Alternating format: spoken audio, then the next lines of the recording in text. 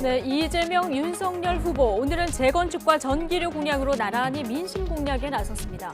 최근 지지율 정체를 보이고 있는 심상정 후보는 모든 일정을 중단하고 집거 중입니다. 대선 주자들 움직임 취재 기자로부터 들어보고요. YTN에서 대선 주자들 이야기 직접 들어보고 있는데 오늘은 새로운 물결 김동연 후보 저희 시간대 모시고 이야기 들어보겠습니다. 광주 아파트 신축공사 붕괴 사고로 실종된 6명 가운데 1명이 발견됐습니다. 발견된 장소는 지하 1층 계단 난간인데 현장에서는 수색 작업이 계속되고 있습니다. 현장에서 들어오는 속보 위주로 관련 사안 전해드리겠습니다. 목요일 더 뉴스, 오늘의 주요 뉴스 전해드립니다.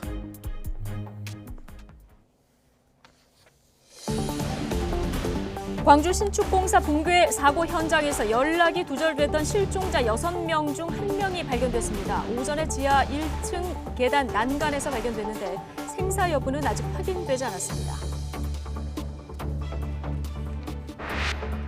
이재명 민주당 후보는 서울 상계동에 있는 노후 아파트를 찾아 재건축 관련 정책 간담회를 가졌습니다. 주택 부족 문제로 고통받는 국민께 사과한다고 밝힌 이 후보는 재건축 활성화 6대 정책을 발표했습니다. 윤석열 국민의힘 후보는 잠시 뒤에 국민 부담 경감을 목표로 한 전기요금 관련 공약을 발표할 예정입니다. 오전에 열린 정책 토론회에서는 내각제 요소가 가미된 대통령 중심제라는 헌법 정신에 충실하게 차기 정부를 운영하겠다고 밝혔습니다. 정의당 심상정 후보가 돌연 선거운동을 중단한 채 숙고에 들어간 가운데 선대위 위원들이 일괄 사퇴를 결정했습니다. 당 지도부가 심 후보와 연락이 되지 않는 상황 속에서 내부 쇄신 의지를 먼저 보여주기 위해 결단을 내린 것이란 관측이 나오고 있습니다. 코로나19 신규 확진자가 이틀째 4,000명대를 기록한 가운데 해외 유입 확진자는 어제에 이어서 오늘도 역대 최다를 기록했습니다. 방역당국은 오늘 16일까지 적용되는 현행 사회적 거리두기 완화 여부를 내일 발표할 예정입니다. 거액의 회사 돈을 횡령한 오스템 임플란트 직원 이모 씨가 총 1조 2천억 원에 달하는 주식을 사고 판 것으로 YTN 취재 결과 확인됐습니다. 지난해 11월에는 한 종목에서만 500억 원대 손해를 본 것으로 드러났습니다.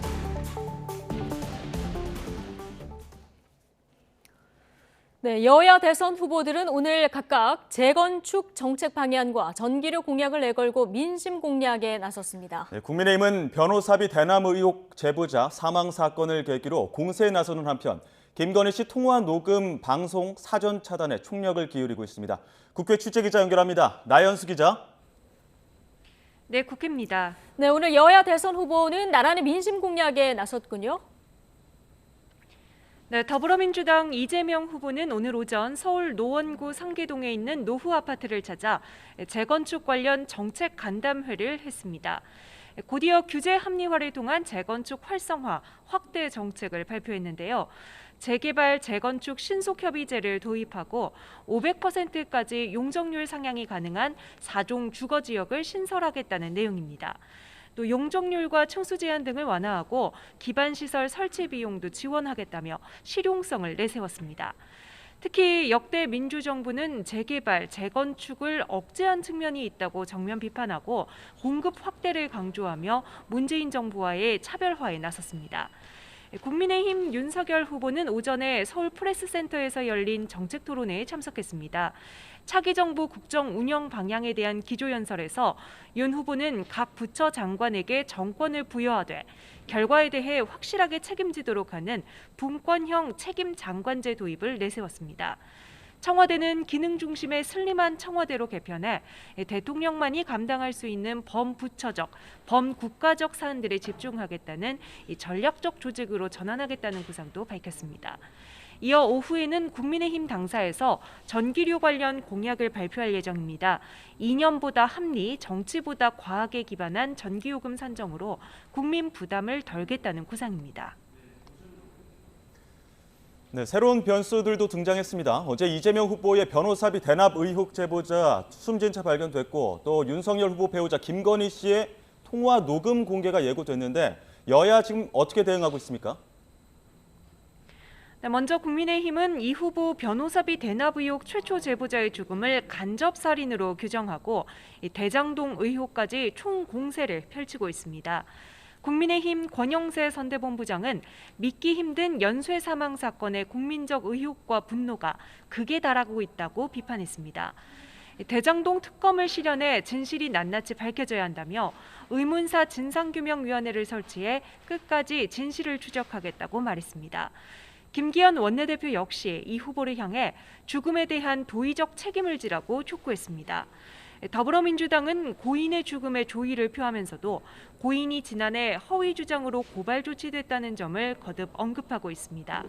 강훈식 의원은 YTN 라디오에서 간접살인이라는 단정적 표현은 명예훼손도 충분히 될 수 있고 공직선거법 위반 소지도 있다며 국민의힘 공세에 유감을 표했습니다. 정치권은 국민의힘 윤석열 후보의 배우자 김건희 씨의 7시간 분량 통화 녹음 공개 파장도 예의주시하고 있습니다. 아직 내용이 공개되지 않은 만큼 민주당은 직접 공세에 나서지 않았지만 국민의힘은 사전 차단에 주력하는 모습입니다. 윤 후보 선대본부는 오늘 오전 통화 녹음 파일을 건네받은 방송사를 상대로 방송금지 가처분 신청을 했고요. 별개로 이 같은 방송이 선거법에 위반되지 않는지 선관위에 유권 해석을 요청할 방침입니다. 이슈 공방화 중에 여야는 오늘 후보들의 TV 토론을 위한 구체적인 실무 협상에 착수합니다. 앞서 어제 양당 협상 대표가 만나 토론에 적극적으로 임하기로 합의했고요. 오늘 오후에는 3대3 실무협상단이 만나 세부 사항을 논의할 예정입니다.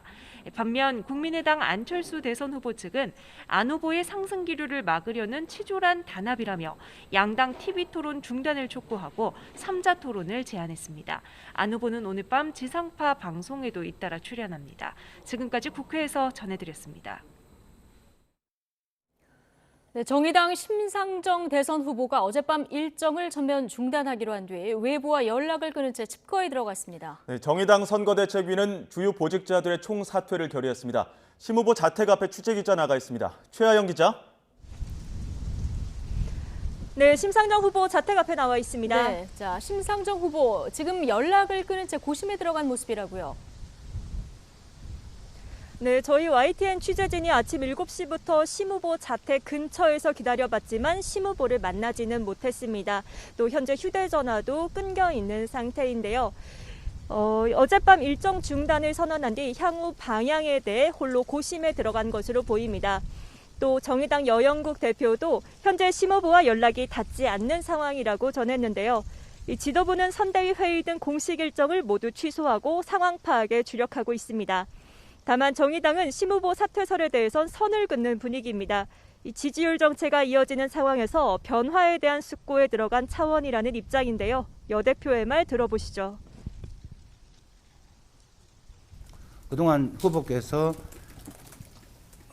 이번 대선 출마가 자신의 마지막 소임이라고 몇 번을 말씀을 좀 하셨습니다.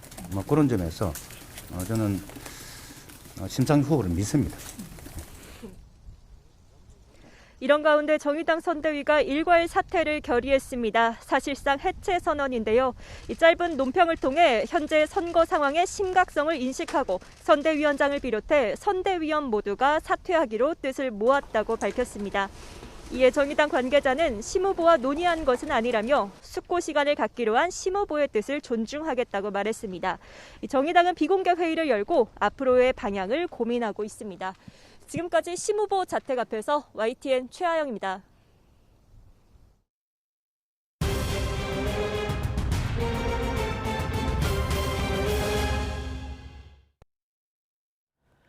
화이자가 개발한 먹는 코로나19 치료제가 잠시 뒤에 인천국제공항을 통해서 들어옵니다.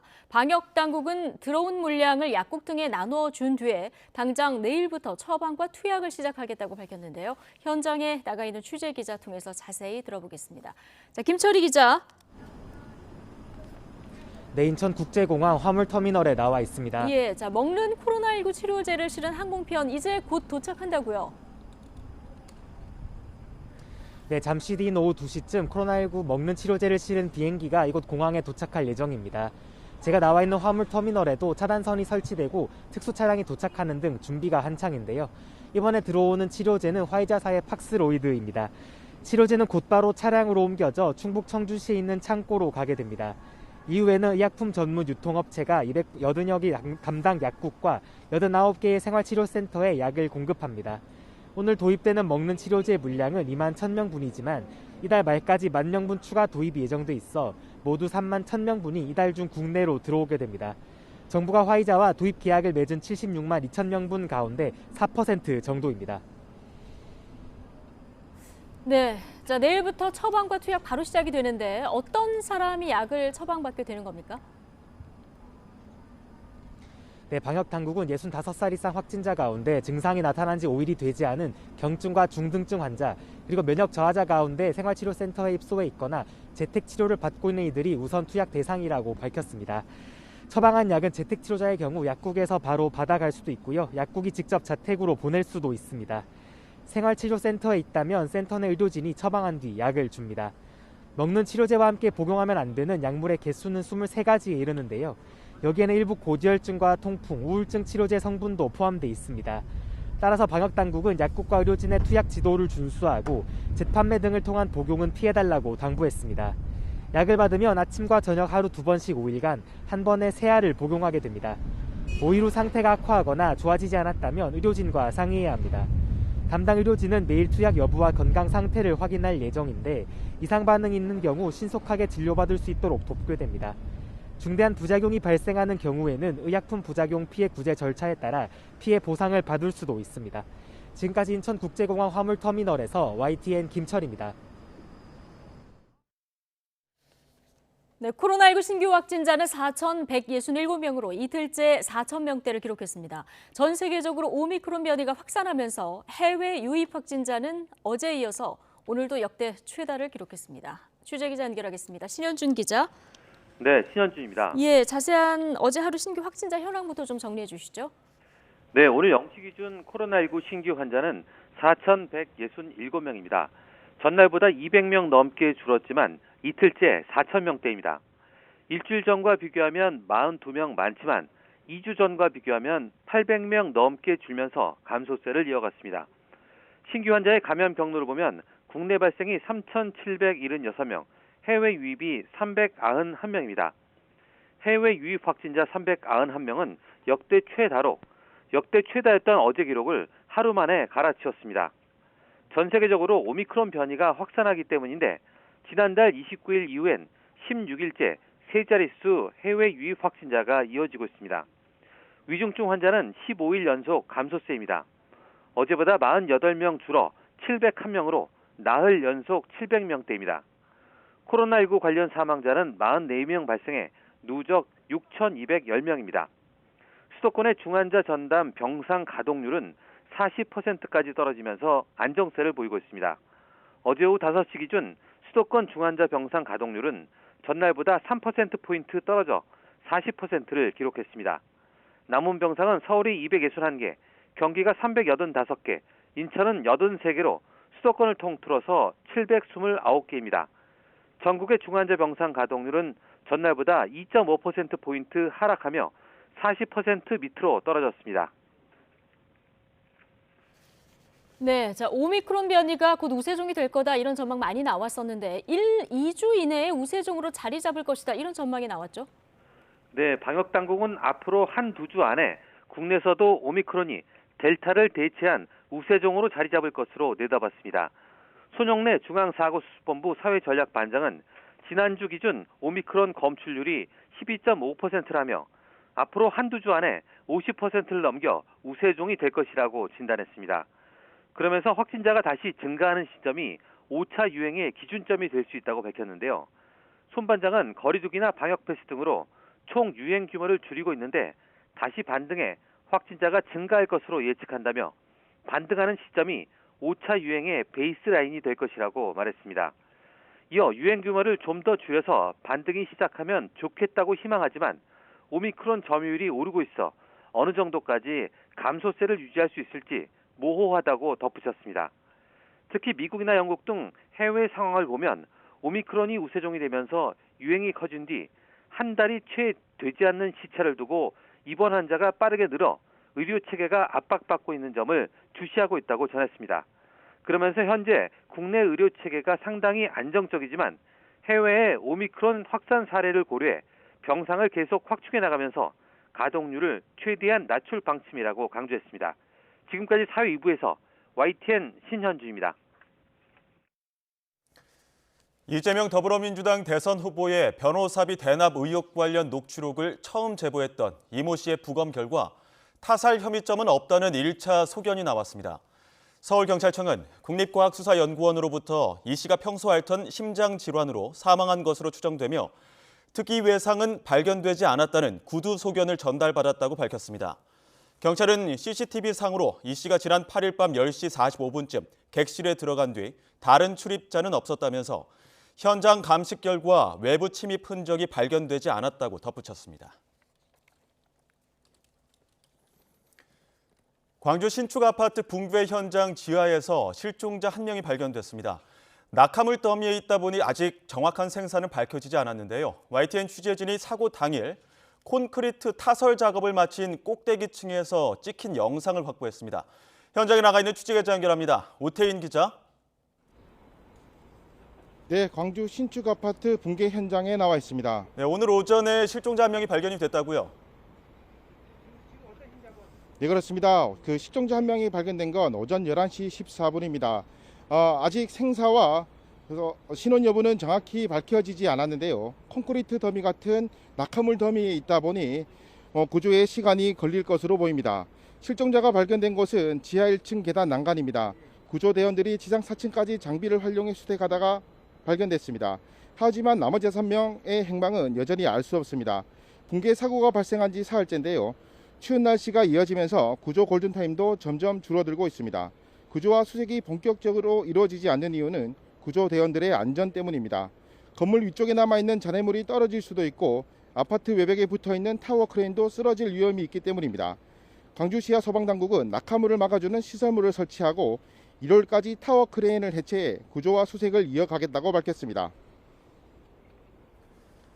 네, 공사 관계자 증언도 속속 나오고 있는데 콘크리트를 들이붓다가 뭔가 일이 잘못된 것 같은 느낌을 받았다. 이런 내용이죠. 네, 그렇습니다. 붕괴 사고가 일어나기 직전 꼭대기층 콘크리트 타설 작업을 모습을 촬영한 화면입니다. 화면을 보면서 설명드리겠습니다. 지금 보시는 화면이 저희 YTN 취재진이 확보한 영상입니다.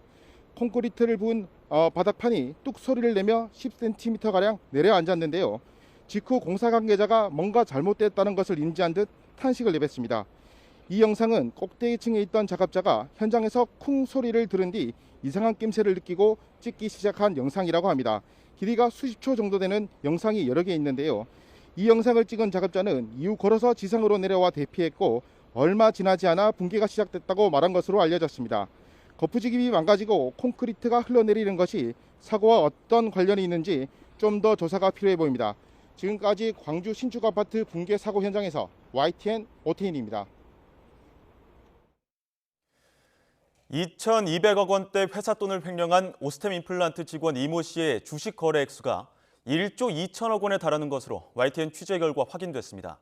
지난해 11월엔 NC소프트 주식에 투자했다가 500억 원을 손해봤는데요. 이후 남은 횡령금으로 금괴를 사들이는 등 도주를 준비한 정황도 파악됐습니다.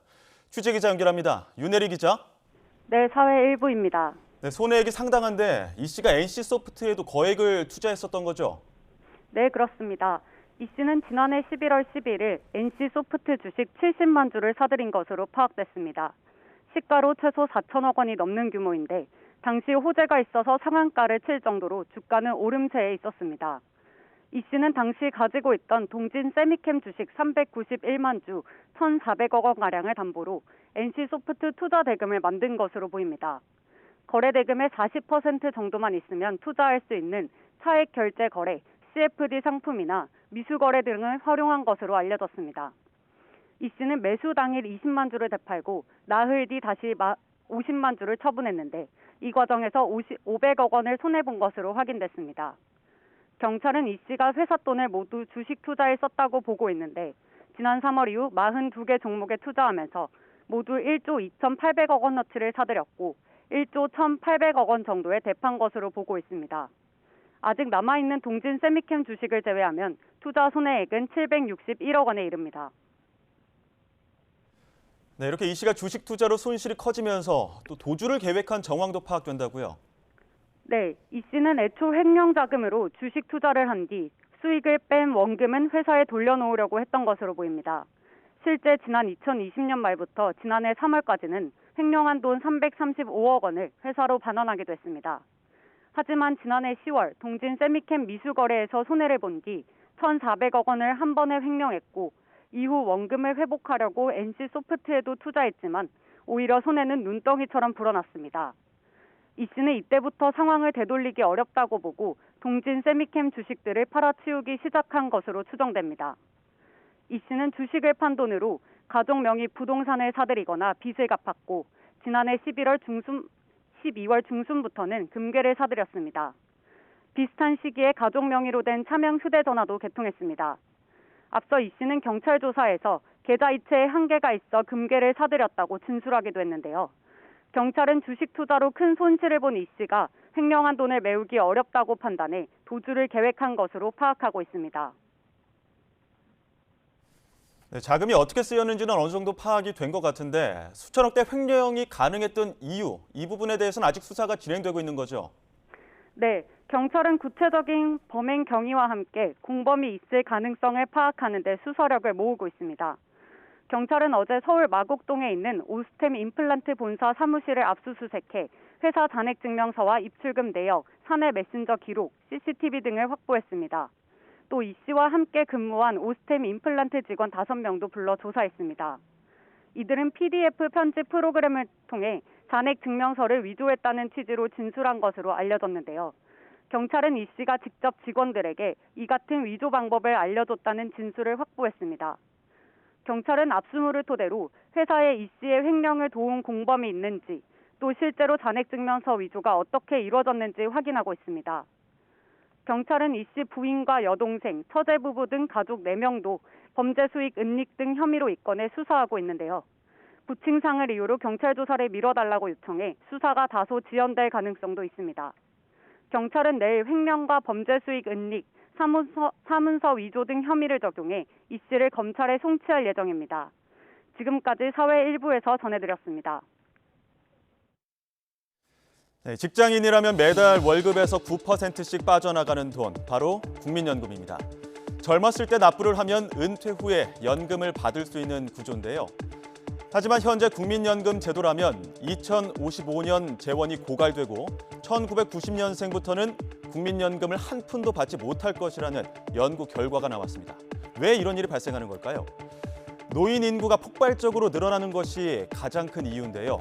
65세 이상 고령 인구 비중은 올해 기준 17.3%로 미국 등 주요 5개국보다 낮은 수준이지만 3년 뒤에는 20.3%로 미국을 제치고 2045년에는 37%로 세계 1위인 일본도 추월할 것으로 전망됐습니다. 여기에 한국의 노인 빈곤율이 OECD 37개국 중 1위고 주요 5개국 평균의 3배에 달한다는 집계가 있었죠. 노인들의 근로소득까지 줄면서 결국 국민연금으로 노인 빈곤을 채우고 있는 형국입니다. 우리나라의 국민연금은 적게 내고 빨리 받는 형태로 설계가 돼 있는데요. 기금 고갈 우려가 나오면서 대선 후보들도 관련 공약을 속속 내놓고 있습니다. 차례로 들어보시죠. 저희가 말씀드릴 수 있는 것은 필요한 일이다, 해야 된다. 그리고 결국은 저희가 할 수 있는 것은 국민적 합의를 끌어내기 위해서 연금개혁위원회와 같은 논의기구를 만들어서 거기서 가능한 방안을 만들겠다. 다만 제가 약속드릴 수 있는 것은 초당적인 연금개혁위원회를 만들고 이렇게 해서 이것도 그냥 방치할 것이 아니라 이슈화를 시켜가지고 국민의 어떤 대합의를 이끌어내서 반드시 임기 중에는 연금 재정의 부실화를 막으면서 그 목적을 달성하는 데 어떤 최적의 방안을 이제 해야 된다. 더 나아가서 2088년이 되면 국민연금의 누적 적자가 무려 1경 7천조 원이 됩니다. 이걸 그대로 둔다는 건 범죄 행위거든요. 그래서 저는 그래서 지금 이미 일본에서 2015년부터 시행하고 있는 것처럼 동일 연금 기준으로 모든 연금들을 통일하자고 말씀드리는 건데요. 네, 재원 마련을 위해서는 연금 요율을 높여야 하는데 이렇게 되면 젊은 세대의 부담이 커져 세대 갈등으로 이어질 우려도 있습니다. 하지만 기금 고갈 전망이 점차 현실화하고 있는 만큼 대선 주자들의 분명한 방안 제시가 필요해 보입니다.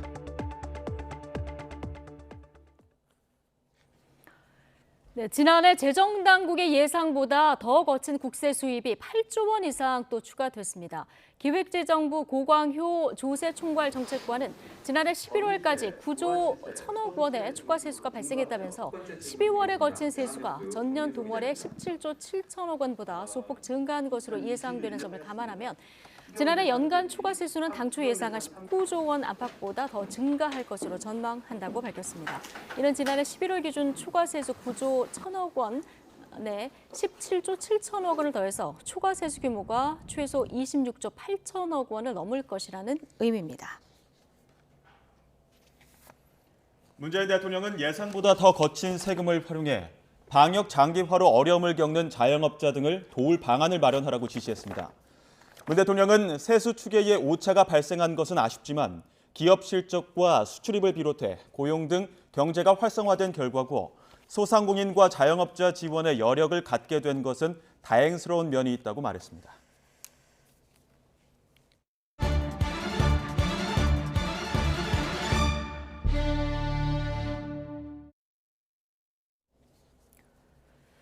네, 조만간 주식시장에 상장할 예정인 LG에너지솔루션이 흥행 행진을 예고했습니다. 기관 투자자들의 주문 금액이 1경 원을 넘은 것으로 전해졌습니다. 네, 하지만 기존 LG화학 주주들은 여전히 반발하고 있습니다. 이렇게 반발하는 이유는 뭔지, 청약에는 어떻게 참여해야 하는지 경제부 조태현 기자와 함께 이야기 나눠보겠습니다. 어서 오십시오. 안녕하세요. 예, 네. LG에너지솔루션이 공모 절차를 시작했는데요. 네. 기관 투자자들 주문액이 1경액을 넘는다고 하는데 1경액 감이 안 잡힙니다. 일단은 LG에너지솔루션이 LG화학에서 분리된 이 배터리를 사업하는 회사인데요.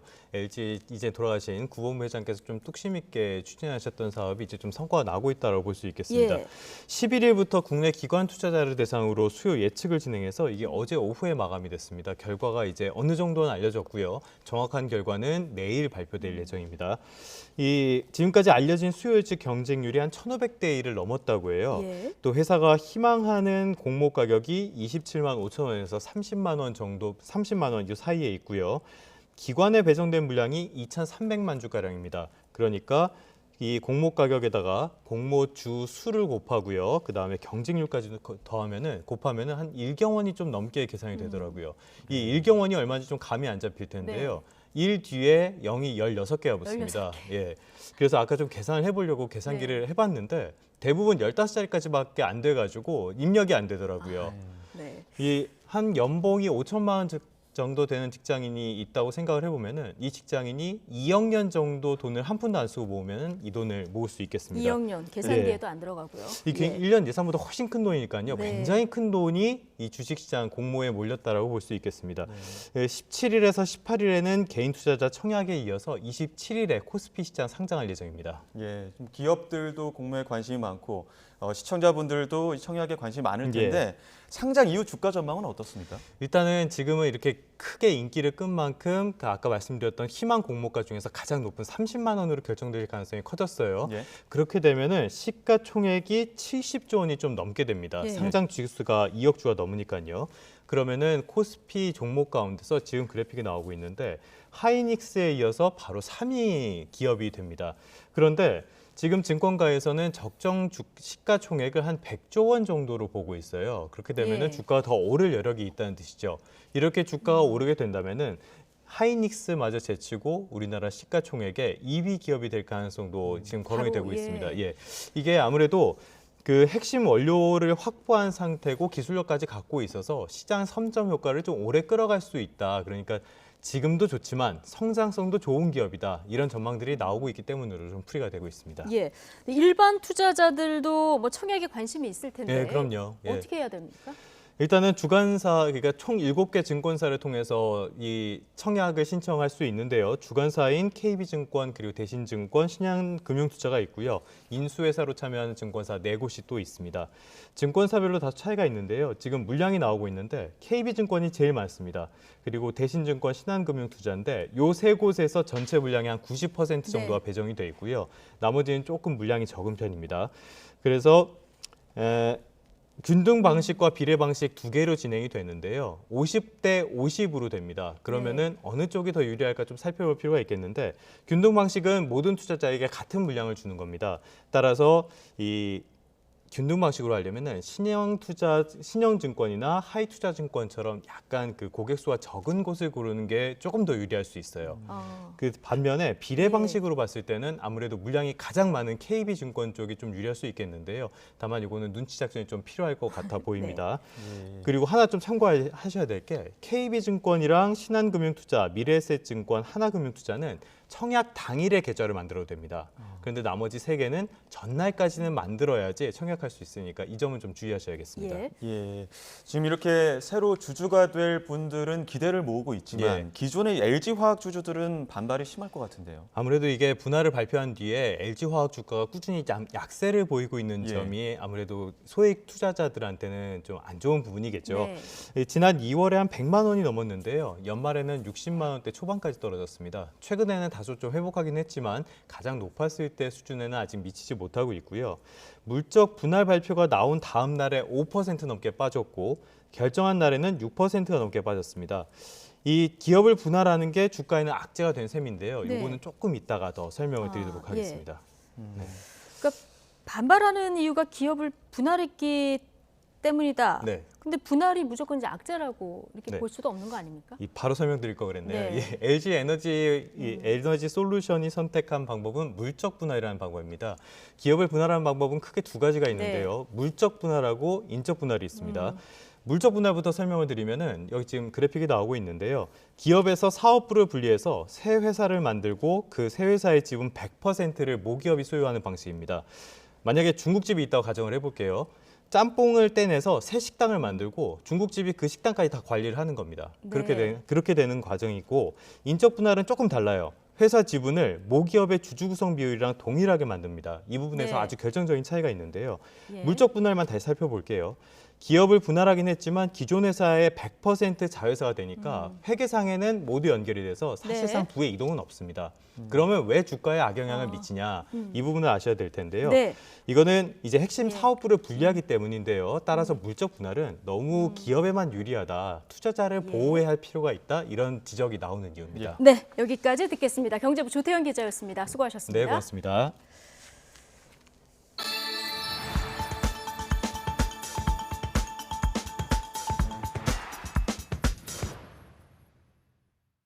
네, 광주 신축 아파트 외벽 붕괴 사고 현장에서 오늘 실종된 6명 가운데 1명이 발견됐다는 소식 앞서 전해드렸는데요. 현장에서 지금 브리핑이 진행 중입니다. 현장으로 가보시겠습니다.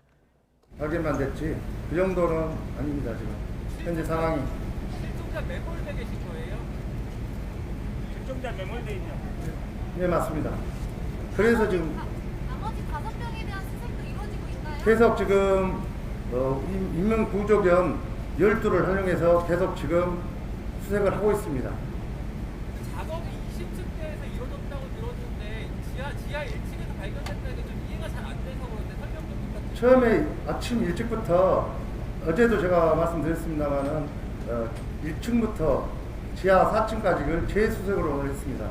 어제는 수색을 범위를 육안으로만 했고 오늘부터는 제가 말씀드렸지 않습니까? 정밀 수색적으로 첨단 장비를 활용해서 정밀 작업을 한 것입니다. 그래서 흙더미가 있는 데를 작업을 했던 것이죠. 그리고 우리 구조견, 인명 구조견을 활용해서 같이 구조대원들하고 가서 작업을 한 것입니다. 지하 1층이라는 곳이 피해가 많다 보나요? 아니면 뚫려 있나요? 지하 1층 난간, 지하에서는 보면은 지하층 좀 높이고 난간 이쪽이고요. 1층에서 보면은 약간 지하층입니다. 그러니까 중간이라고 보시면 되겠습니다. 위가 막혀 있어요? 뚫려 있어요? 아까 말씀드렸듯이 워낙 많은 잔재물이 있기 때문에 당연히 막혀있다 봐야죠. 그래서 콘크리트 잔재물들을 제거하기 위해서 중장비가 들어갈 거 아닙니까? 사람 힘으로 할 수 없기 때문에.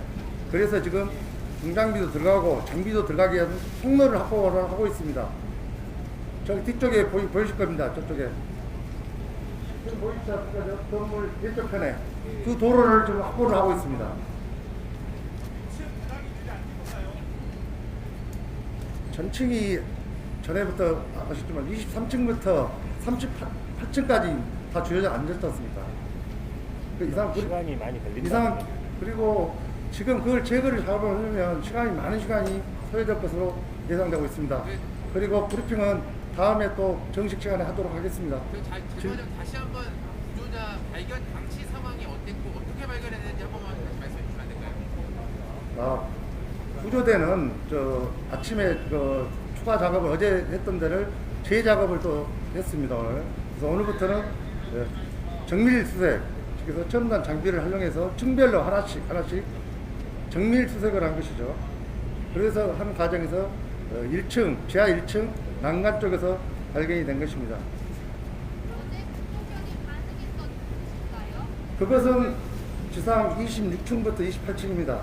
거기는 아까 관계자분들, 우리 저희 본부장님이야 관계자분들을 해서 14분이 현장을 직접 갔다 오셨습니다. 근데 그것도 워낙 구조하기 여건이 열악해서 그건 지금 논의 중에 있습니다.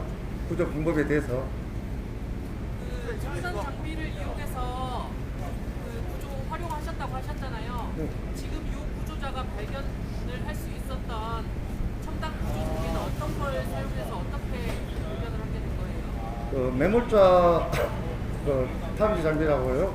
또 내시경이라고 있습니다.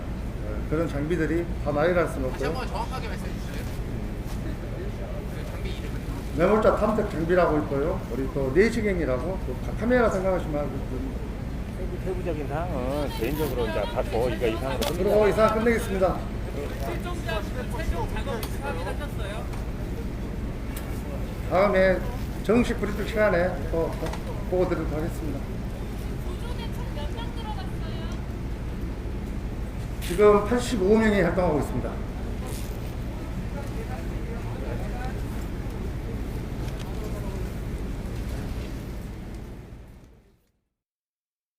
네, 광주 신축 아파트 붕괴 사고 현장 실종자 6명 가운데 1명이 지하 1층 계단 난간에서 발견된다는 속보 오전부터 전해드려서 그 이후에 수색에 진척이 있었나 좀 들어봤는데요. 지금 신원 생존 여부를 좀 확인할 수 없는 이런 상황인가 보죠. 네, 그렇습니다. 지금 현재 잔재물이 많아서 통로를 확보하는 작업을 진행 중이고 또 구조 방법에 대해서 논의 중이다. 이런 이야기까지 들어봤습니다. 네, 현장에서 들어오는 속보가 있는 대로 바로 전해드리도록 하겠습니다. 자, 국민의힘 윤석열 대선 후보 지금 전기요금 관련 공약을 발표하고 있는데요. 자, 현장으로 가보겠습니다. 네, 여러분 반갑습니다.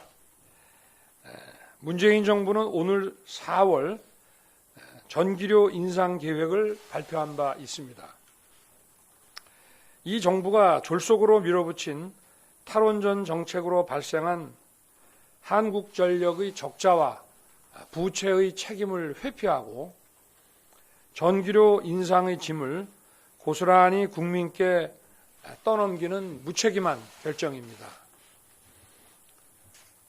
우선 저는 전기요금 인상 계획을 전면 백지화하겠습니다. 그중에서도 전기요금을 무리하게 인상하면 국민에게 큰 타격을 줍니다. 그중에서도 중소기업과 소상공인이 고통을 받게 됩니다. 코로나 때문에 매출이 급감했는데 전기요금 부담까지 짊어지게 됩니다. 또 AI, 자율주행, 빅데이터 등 디지털 산업 혁신은 막대한 전력 수요를 가져옵니다. 반도체 공장 1개가 쓰는 전력이 대도시 1개의 전기 사용량과 맞먹습니다. 적정 수준의 전력 가격을 유지하는 것은 디지털 혁신 강국으로 가기 위해 필수적인 경쟁력 요소입니다. 전기요금은 정치적 목적이 아니라 과학과 상식에 입각해서 결정해야 됩니다. 저는 과학에 기반한 전력 공급 체계를 무너뜨린 탈원전과 태양광 비리도 조사하여 문제점을 밝히고 바로 잡을 것입니다. 윤석열 정부는 이념과 진영 논리가 아니라 공정과 상식에 근거한 전력 공급 계획을 수립하겠습니다. 감사합니다. 네. 오늘 이 4월 전기요금 인상 백지화 공약 발표에 대한 질의응답을 시작하겠습니다. 후보님께서 답변을 기본적으로 주실 것이고요. 또 필요하다면 옆에 계신 배석해 주신 분들께서도. 네, 지금 윤석열 후보의 전기요금 동결 공약 발표 내용을 듣고 오셨습니다. 네. 문재인 정부의 전기료 인상 계획은 무책임한 결정이다. 전면 백지화할 것이다. 이런 얘기 들어볼 수 있었습니다. 관련 내용 전국 대담 시간에 더 짚어보도록 하고요. 자, 코로나19 위중증 환자 지금 15일 연속 감소세를 이어가고 있는데요. 지금 방역당국의 브리핑이 진행 중입니다. 역시 현장으로 가보겠습니다. 18세에서 49세는 28% 수준입니다. 3차 접종률이 점차 높아지면서 고령층의 확진자는 계속 줄고 있습니다. 현재 전체 확진자 중 60세 이상 비중이 12월 1주 35.8%에서 1월 1주에는 16.6%로 감소했고 1월 13일 현재 12.2%로 나타나고 있습니다. 중앙방역대책본부가 분석한 코로나19 예방접종의 효과에 따르면 미접종군은 감염 및 중증 위험이 크고 3차 접종을 할 경우 코로나19 감염을 예방하고 중증 사망 위험을 크게 줄여준다는 것을 보여주고 있습니다. 12월 5주 기준으로 감염 위험은 미접종군에 비해서 2차 접종 완료군이 58.2% 낮았고 3차 접종 완료군은 80.9% 낮게 나타났습니다. 중증 위험은 미접종군에 비해서 2차 접종 완료군이 92.3% 낮게 나타났고 3차 접종군의 중증 감염 예방 효과는 100%로 나타났습니다. 또 확진자 중에서 코로나19 예방접종력에 따른 중증 진행 위험을 분석한 결과 3차 접종 후에는 확진되더라도 미접종 상태에서 확진 시보다 중증 사망으로 진행할 위험이 92.9% 낮게 나타났습니다. 즉 미접종자가 확진될 경우 중증 화율은 4.5%인 반면 3차 접종 후 확진자는 0.32%로 미접종자가 확진 시 3차 접종까지 완료한 확진자에 비해서 중증화율이 약 14배 높게 나타났습니다. 12월 5주차 12세 이상 확진자 25,759명 중 미접종자가 27%를 차지하고 있고 위중증 환자의 64.4%, 사망자의 88.2%가 미접종자였습니다. 이처럼 그동안의 실제 접종 결과의 분석을 통해서 백신 접종의 효과가 뚜렷하게 나타난다는 점을 감안해서 아직 3차 접종을 받지 않은 분들은 2차 접종 후에 3개월이 지났으면 미루지 말고 신속하게 접종을 받아주시기 바랍니다. 1월에는 지난 10월까지 2차 접종을 받았던 18세에서 59세 연령층 중심으로 3차 접종이 진행되고 있습니다. 사회활동이 가장 활발한 계층이라서 감염에 노출되거나 전파 가능성이 높고 특히 전파력이 강한 오미크론 변이가 확산세에 있는 상황임을 고려할 때 신속한 접종이 필요합니다. 3차 접종 대상은 사전 예약 누리집을 통해서 예약을 하시고 가까운 의료기관에서 접종을 받아주시기 바랍니다. 만약 3차 접종을 예약한 후에 예약한 날짜에 접종을 받지 못했다면 자녀 백신으로 당일 접종하거나 의료기관에 직접 연락해서 예약을 취소한 후에 누리집을 통해서 다시 예약하실 수 있습니다. 최근에 외국인 확진자 발생 비중이 2주 연속 증가세를 보이고 있습니다. 국내 체류 외국인도 우리 국민과 동일하게 3차 접종을 받을 수 있습니다. 등록 외국인은 사전 예약 누리집을 통해서 미등록 외국인도 보건소에서 발급받은 임시관리번호를 통해서 의료기관이나 보건소에서 접종을 하실 수 있습니다.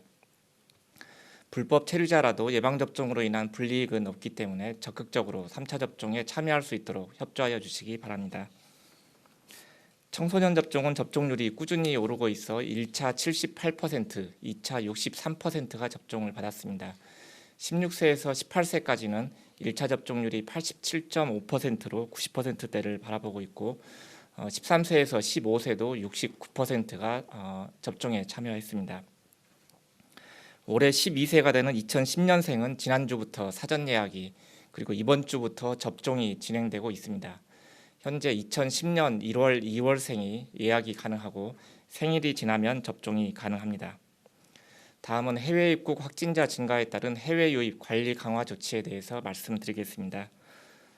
최근에 해외 유입 확진자가 증가세에 있으며 오미크론 변이 국내 검출률도 증가세에 있어 정부는 해외 유입 관리 강화 조치를 실시합니다. 우선 모든 입국자에 대해서 자차 또는 방역 교통망 이용이 의무화됩니다. 둘째로 입국자에 대한 사전 PCR 음성 확인서 제출 기준도 기존의 출국일 이전 72시간 검사 요건을 48시간으로 강화합니다. 셋째, 외국인 확진자 3명 이상이 탑승한 항공편에 대해서 일주일간 운항을 제한하는 탑승률 제한 조치를 지속 발동할 예정입니다. 마지막으로는 가족 동거 등으로 인해서 격리 공간이 여의치 않은 경우를 대비해서 지자체별로 안심 숙소 확충을 권고합니다. 다음은 코로나19 백신 이상 반응 신고 현황입니다. 현재까지 예방접종은 누적으로 1억 705만 건이고 이 중 이상 반응 신고는 약 42만 건, 신고율은 0.4%를 보이고 있습니다. 신고 사례 약 96.3%는 근육통, 두통 등 일반적인 이상 반응이었습니다. 3차 접종 후의 이상 반응 신고율은 0.13%로 1, 2차보다는 낮은 수준으로 유지되고 있습니다. 코로나19 예방접종 피해조사반은 지난 1월 7일 제45차 회의에서 이상 반응 신고 사례 신규 308건, 재심 3건에 대해서 인과성 평가를 심의하였습니다. 그 결과 아나필락시스 87건에 대해서 인과성을 인정하였습니다. 또 예방접종 피해보상 전문위원회는 1월 11일 회의에서 피해보상 신청 사례 총 1163건을 심의해서 34.6%인 403건에 대해서 보상을 결정하였습니다.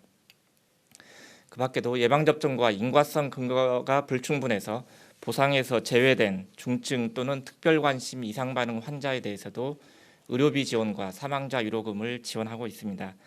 현재까지 지원이 확정된 인원은 382명이고 사망자 위로금 대상자는 11명입니다.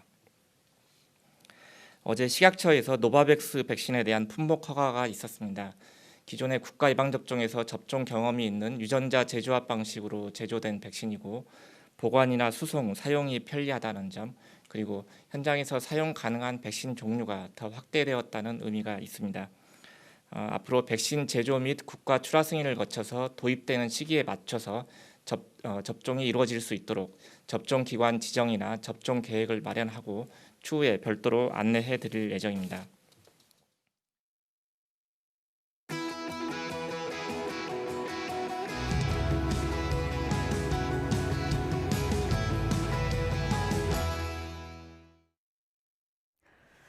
네, 이제 대선이 55일 앞으로 다가왔습니다. YTN은 대선 후보들 직접 모시고 현안과 정책 공약 등에 대해서 이야기를 듣는 시간을 마련했는데요. 오늘은 경제에 방점을 찍고 제3지대에서 대안을 제시하고 계신 새로운 물결 김동연 후보 만나보겠습니다. 어서 오십시오. 네, 안녕하세요. 안녕하십니까. 지난번에 출연하셨을 때 네. 제3지대라는 표현은 맞지 않다. 나는 정치 스타트업을 창업해서 정치 세력을 교체하겠다 이런 얘기를 하셨고 맞습니다. 이후에 새로운 물결을 창당하셨고 네, 지금 그렇습니다. 선거운동 한참 진행하고 계신데 해보시니까 어떠십니까? 새로운 물결 창당을 빠른 시간 내에 했고요. 네. 지금 이번 주말까지 하면 9개 광역지구당 창당을 완료하게 돼서 이제 전국 예. 정당으로 발돋움을 하게 됩니다. 해보니까 힘든 점도 있었지만 네.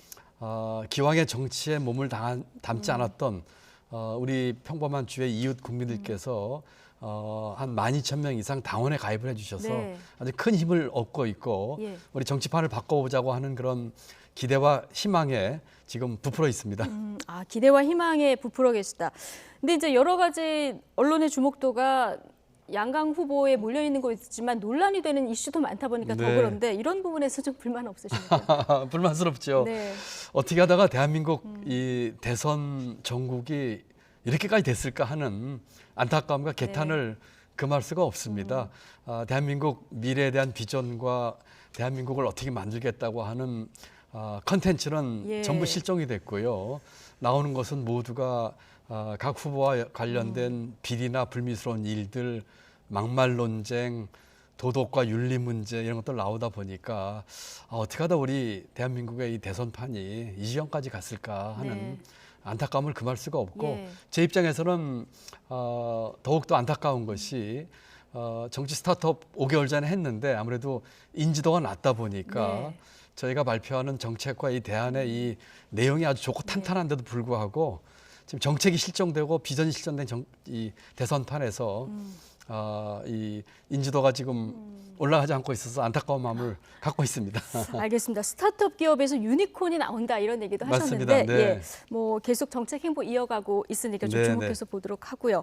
아무래도 문재인 정부 첫 경제부총리이시다 보니까 지금 현 정부에 대해서 어떻게 평가하시는지, 특히 경제 정책에 대해서 어떻게 평가하시는지가 가장 궁금한데 얼마 전에 청와대 참모들하고 대통령 앞에서 고성이 오가면서 이렇게 싸웠다 이런 얘기를 이제 하셔서 주목을 끌었는데 맞습니다. 고성이 오갈 만큼 이렇게 부딪힌 지점은 어느 지점입니까? 고성이 오가면서 대통령 앞에서 그렇게 다툰 적도 여러 번 있었고요. 대통령 안 계실 때 우리 청와대 참모들하고도 여러 차례 아주 격렬하게 고성 오가면서 뭐 토론이라고 할까요? 또는 의견 대립을 한 적이 많이 있었는데 가장 컸던 것은 아무래도 최저임금의 급격한 인상. 최저임금. 네, 최저임금의 급격한 인상, 또 근로시간 단축 문제라든지 법인세 인상과 같은 이 소득주 성장 정책 패키지를 놓고 가장 큰 대립이 있었고요.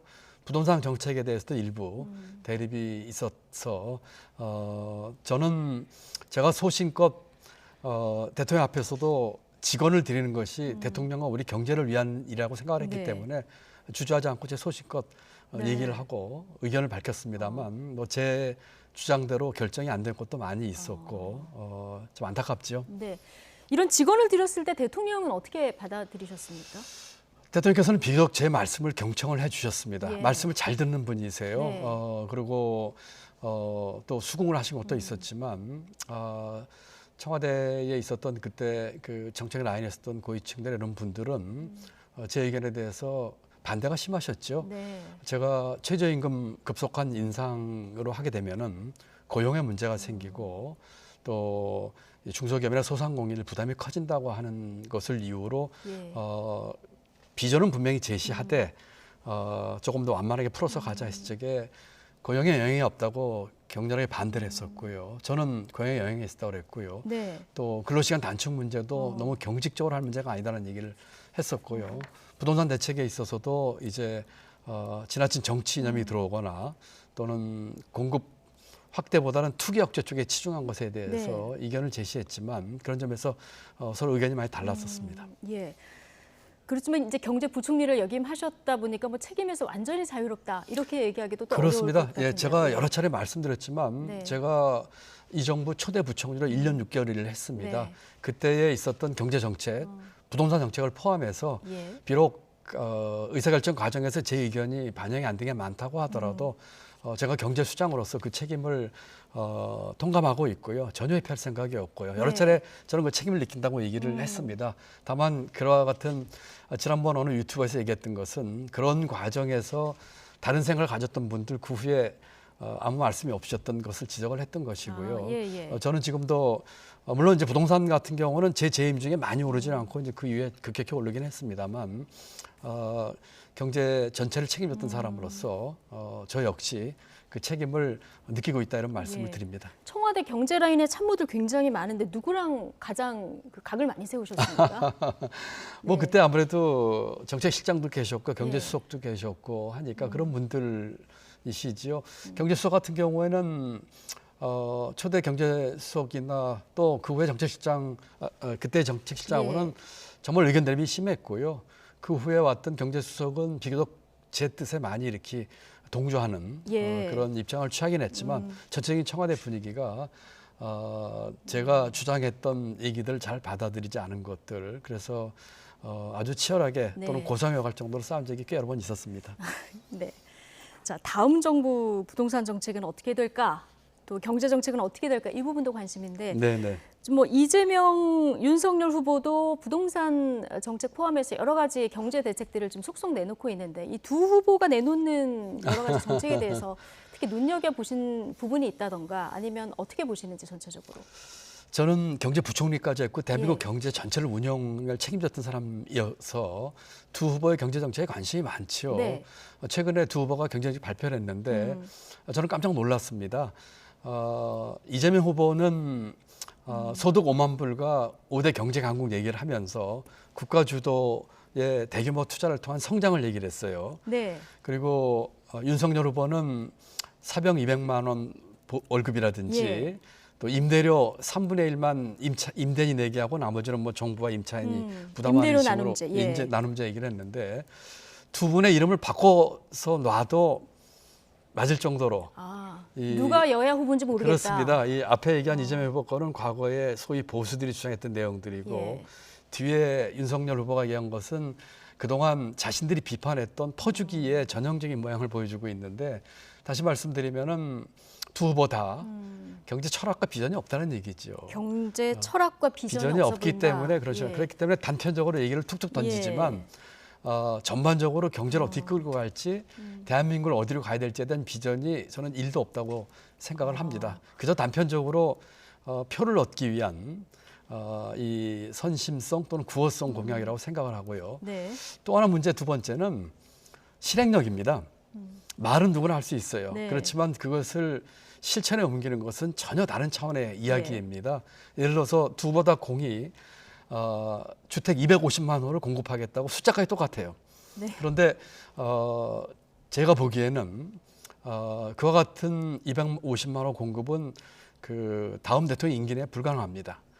그렇다면 문제는 그와 같은 공급이 필요한데 어떻게 신속하고 싸게 공급하냐는 대안을 제시를 해야 되는데 그 일머리가 없으면 구호는 난무하지만 실천엔 못 옮길 겁니다. 일머리가 없다 이런 네. 표현도 하셨는데 철학과 비전이 없고 실행력 면에서 좀 의심스럽다 이런 얘기를 그렇습니다. 해주셨는데 조금이 아니라 아주 많이. 아주 많이 네. 그렇습니까?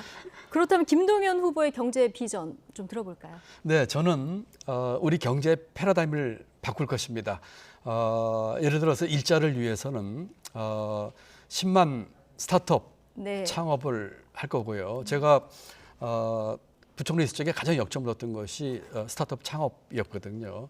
부동산에 있어서도 1년 내에 부동산 심리를 안정시키겠습니다. 네. 부동산은 핵심은 심리입니다.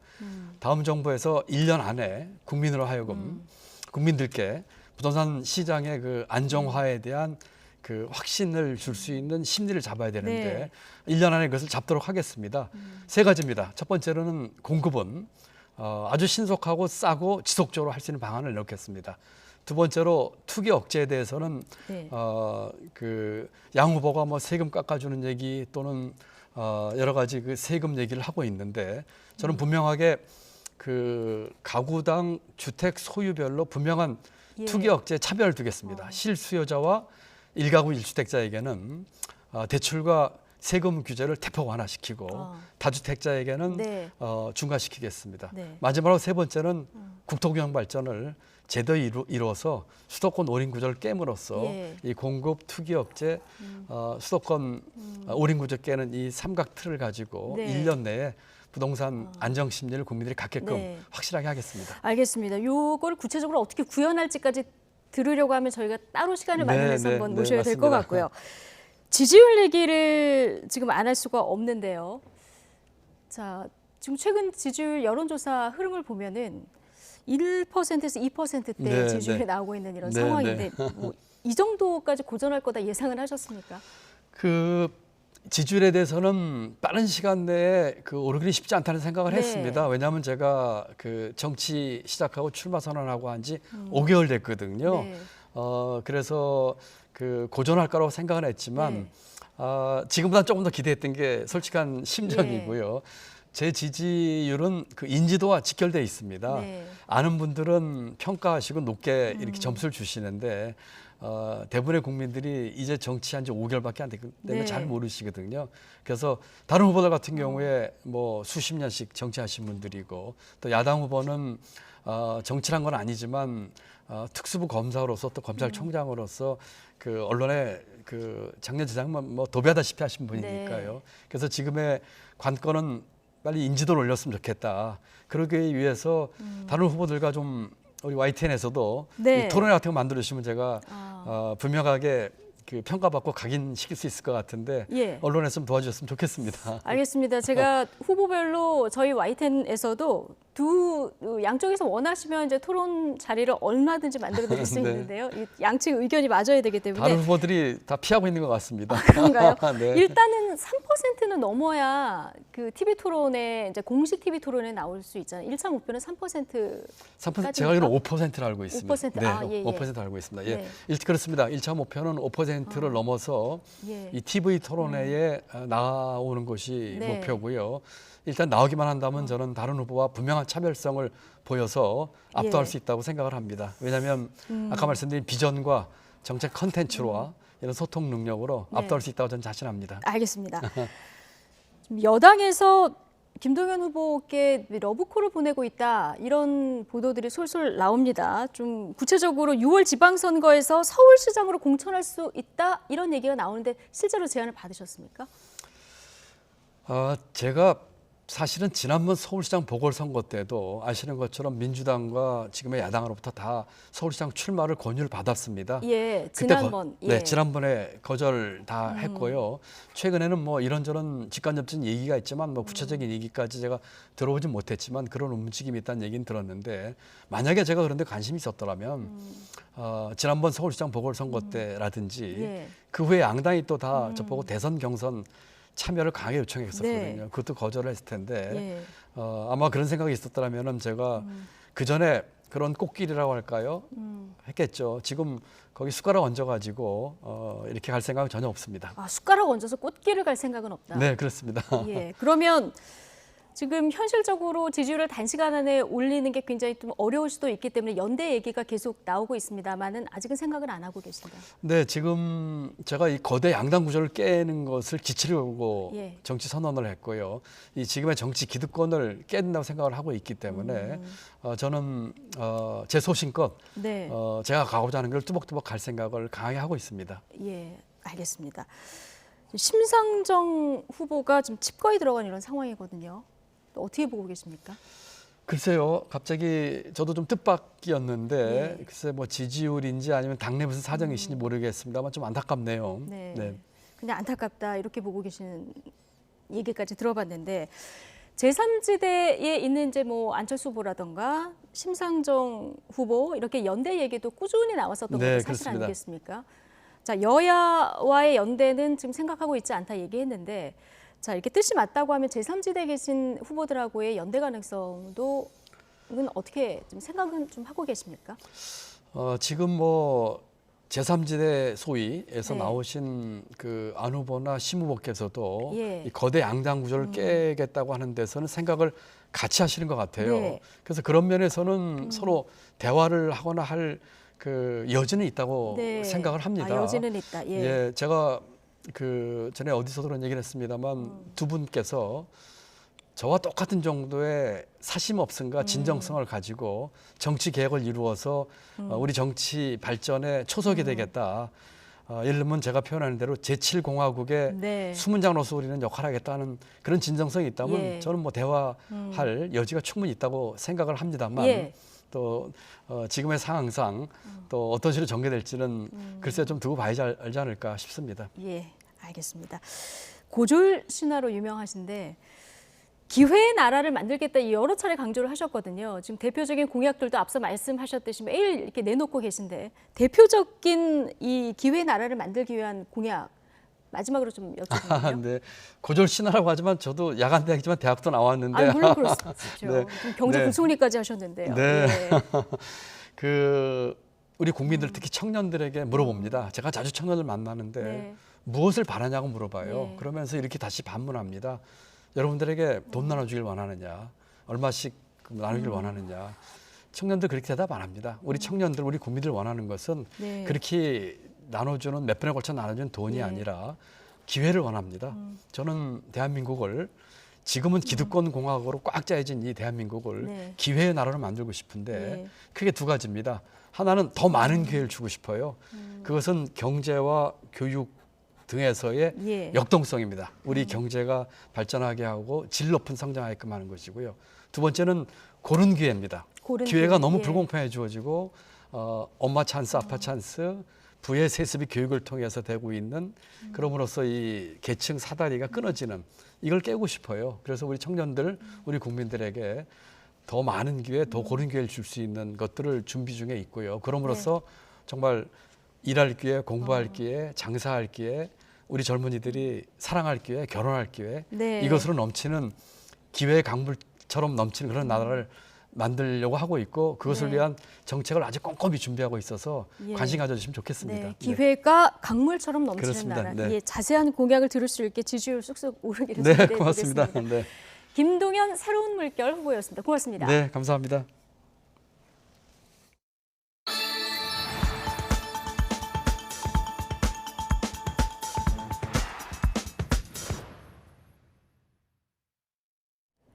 강추위 속에 서해안과 제주에 많은 눈이 내리고 있어서 주의가 필요합니다. 눈은 오늘 밤까지 내린 뒤에 그치겠고요. 이번 한파는 내일 아침까지 이어질 전망인데요. 기상 캐스터 연결해서 자세한 날씨 들어보겠습니다. 원희다 캐스터. 네, 원희다입니다. 네, 오늘 낮에도 바람까지 무척 강해서 춥다고요? 오늘도 도심공원은 사람은 찾아볼 수 없고 매서운 칼바람만 불고 있습니다. 현재 서울 기온 영하 4.1도, 칼바람의 체감온도는 영하 12도 안팎까지 떨어져 무척 춥습니다. 계속되는 영하권 추위에 건강 잃지 않도록 체온 조절 잘해주시기 바랍니다. 현재 서울 하늘은 맑지만 서해안과 제주도를 중심으로는 눈구름이 유입되고 있습니다. 광주와 순창 등 일부 호남과 제주 산간에는 5cm 안팎의 눈이 내리면서 대설주의보도 내려진 상태인데요. 오늘 밤까지 호남 서해안과 제주 산간에 최고 8cm, 그 밖에 호남 내륙과 제주도에도 최고 5cm의 눈이 더 내려 쌓이겠습니다. 빙판길 미끄럼 사고에 각별히 유의하시기 바랍니다. 강원과 경북에는 한파경보가, 그 밖에 내륙에도 한파주의보가 내려진 가운데 내일 아침까지 영하 10도 안팎의 한파가 기승을 부리겠습니다. 서울 영하 11도, 춘천 영하 15도, 대전 영하 10도, 광주 영하 5도가 예상됩니다. 내일 낮부터는 기온이 조금씩 오르며 오늘보다 4도에서 6도가량 높겠습니다. 서울 0도, 청주 2도, 광주 4도, 부산 7도가 예상됩니다. 하지만 주말 밤부터 휴일 오전까지는 중서부 지방에 눈이 조금 오겠고 휴일 오후부터는 다시 날이 추워져 다음 주 후반까지 강추위가 계속될 전망입니다. 동해안 지역은 대기가 무척 메마른 데다 바람까지 강하게 불고 있습니다. 오늘까지 대형 산불 주의보도 발령 중인 만큼 불씨 관리 철저히 해주시기 바랍니다. 지금까지 YTN 원희다입니다. 네, 연일 정책을 쏟아내면서 민심 잡기 경쟁에 들어간 이재명, 윤석열 후보. 그러나 변호사비 대납 의혹을 제기한 이모 씨 사망, 김건희 씨 7시간 통화 녹취 방송 예고. 이 두 돌발 이슈가 악재로 번질까 우려하는 모습도 보입니다. 네, 잠시 뒤 전국 대담에서 여야 입장 직접 들어보겠습니다. 저희는 더 뉴스 2부로 돌아오겠습니다.